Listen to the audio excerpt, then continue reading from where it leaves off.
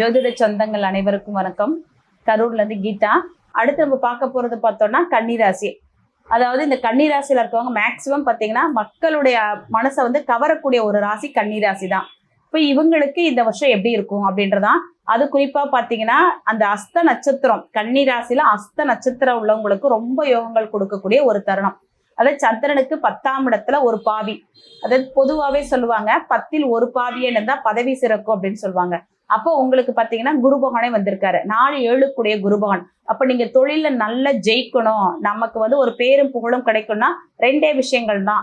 ஒன்னே குடும்பம், அம்மா மனைவி, இவங்களை நீங்க கண்டுக்காதீங்க. அவங்க எப்பேற்பட்டாலும் பரவாயில்ல, கவலைப்படாதீங்க. உங்களுடைய தொழில வியாபாரத்துல இதுல மட்டும் நீங்க கவனம் செலுத்தினீங்கன்னா உங்களுக்கு நல்ல ஆண்டு இந்த ஆண்டு.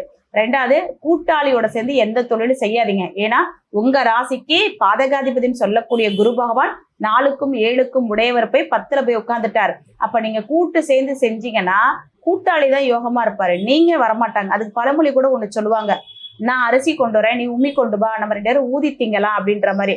அது மாதிரி நீங்க அரிசியா தான் இருக்கணும், உங்க கூட சேர்ந்து உம்மி வரவே கூடாது. புரிஞ்சுதுங்களா? குடும்பத்துல மட்டும் நம்ம வந்து செவிசாச்சு குடும்பத்துக்கு முன்னுரிமை கொடுத்தோம்னா இந்த ஆண்டு நம்ம ஜெயிக்க முடியாது.